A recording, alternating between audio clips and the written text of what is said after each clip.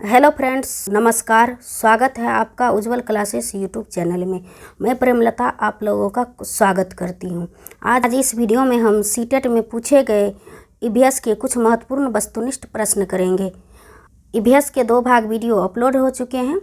अगर आप लोग अभी तक वो वीडियो नहीं देखे हैं तो उसे भी देखें, शायद आप लोगों को कुछ हेल्प मिलेगी। तो चलिए शुरू करते हैं। रेगिस्तानी ओक एक पेड़ का नाम है जिसकी जड़ें उस गहराई तक ज़मीन में भीतर जाती हैं तब तक कि पानी तक ना पहुंच जाए। इस पेड़ की जड़ों की गहराई इस पेड़ की ऊंचाई से लगभग 30 गुना होती है। यह पेड़ कहाँ पाया जाता है? ऑप्शंस हैं अबू धाबी, ऑस्ट्रेलिया, रूस, राजस्थान। तो इसका सही आंसर है ऑप्शन बी, ऑस्ट्रेलिया में पाया जाता है। रेगिस्तानी ओक ऑस्ट्रेलिया में पाया जाता है। इस पेड़ की जड़ें बहुत गहरी होती है परंतु पत्तियां बहुत कम होती है। इसकी तने में पानी जमा रहता है। जब इस क्षेत्र में पानी की कमी होती है तब यहाँ के निवासी तने के अंदर पतला पाइप डालकर पानी निकाल लेते हैं। तो इस बात को भी आप लोग ध्यान रखेंगे। बढ़ते हैं अगले प्रश्न की ओर। हमारे देश के मानचित्र में झारखंड कहाँ स्थित है? ऑप्शंस हैं पश्चिम बंगाल के पूर्व में, ओडिशा के उत्तर में, छत्तीसगढ़ के दक्षिण में, उत्तर प्रदेश के पश्चिम में। तो इसका सही आंसर है ऑप्शन बी, ओडिशा के उत्तर में। हमारे देश के मानचित्र में झारखंड ओडिशा के उत्तर में स्थित है। तो इसका सही आंसर है ऑप्शन बी। बढ़ते हैं अगले प्रश्न की ओर। प्रश्न है, भारत में ठंडे रेगिस्तान मानसून से प्रभावित क्यों नहीं होते? ऑप्शंस हैं ठंडे रेगिस्तानों में गर्म गर्मियाँ और बेहद ठंडी सर्दियाँ होती हैं। ठंडे रेगिस्तान हिमालय की वृष्टि छाया में होते हैं।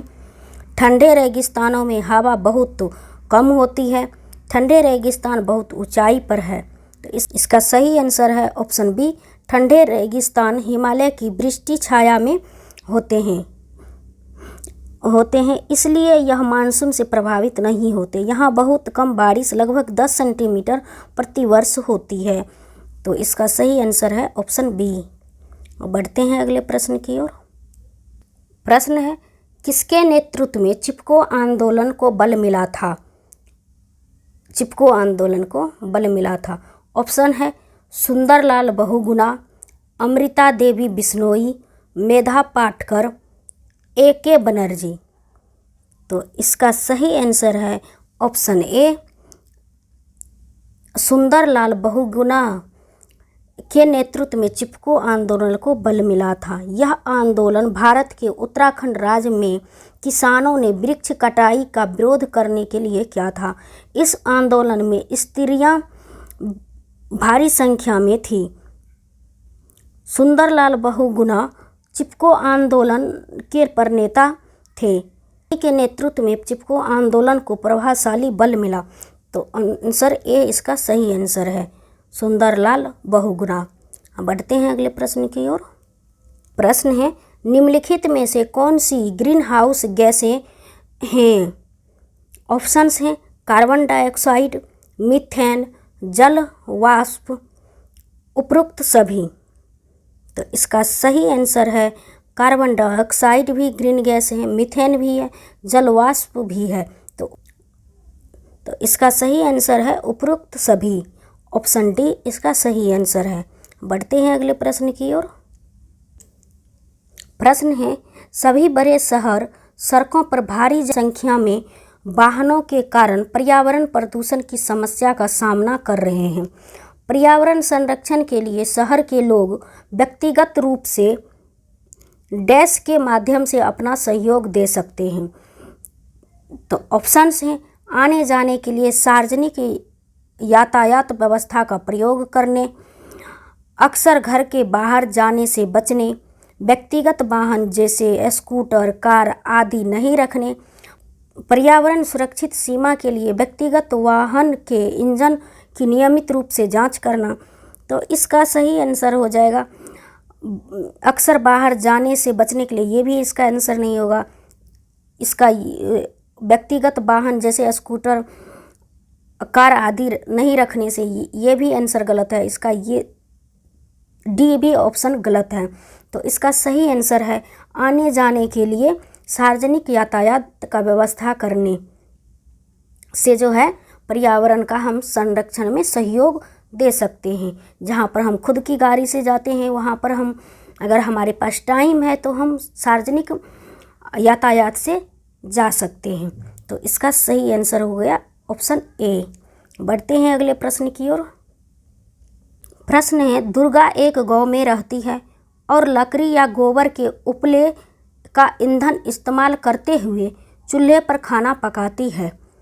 पिछले 3 महीनों से उसे तेज खांसी आ रही है। इसका कारण हो सकता है।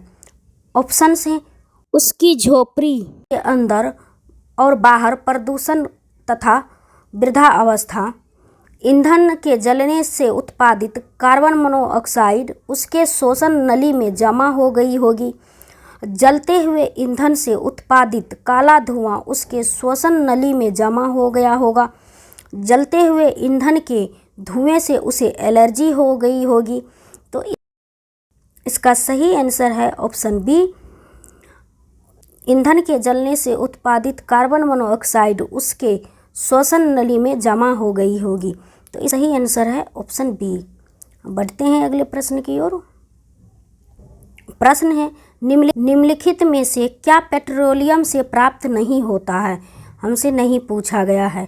निम्नलिखित में से क्या पेट्रोलियम से प्राप्त नहीं होता है? हम नहीं पर थोड़ा ध्यान देंगे, सही पूछा गया है कि नहीं पूछा गया है। तो ऑप्शन है मोम, ग्रीस, कोयला, डीजल। तो पेट्रोल से कोयला नहीं प्राप्त होता है, तो इसका सही आंसर हो जाएगा ऑप्शन सी, कोयला। बढ़ते हैं अगले प्रश्न की ओर। प्रश्न है, नीचे दी गई सूची पर विचार कीजिए। कछुआ, घड़ियाल, कौवा, बत्तख, मछली।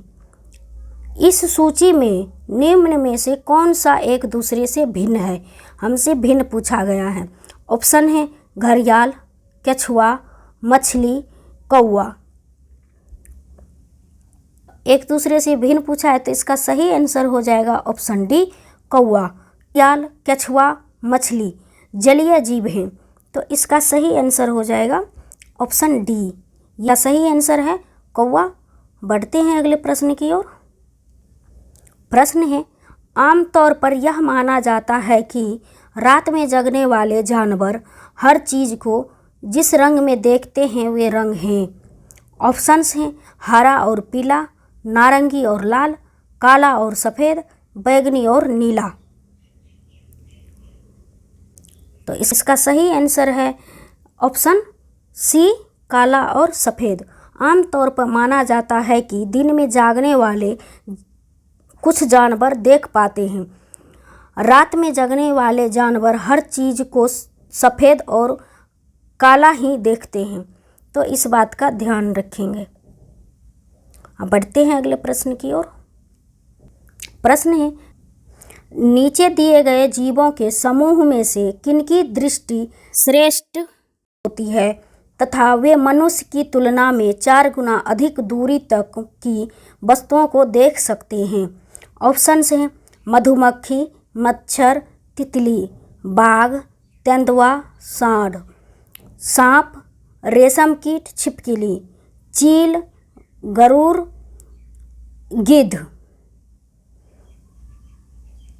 तो इसका सही आंसर है ऑप्शन डी, चील, गरुड़, गिद्ध। ये 3 पक्षी जो हैं मनुष्य की तुलना में 4 गुना अधिक दूर तक देख सकते हैं। तो इसका सही आंसर है ऑप्शन डी। आज के वीडियो में बस इतना ही। मिलती हूँ अगले वीडियो में नए प्रश्नों के साथ। Thank you so much.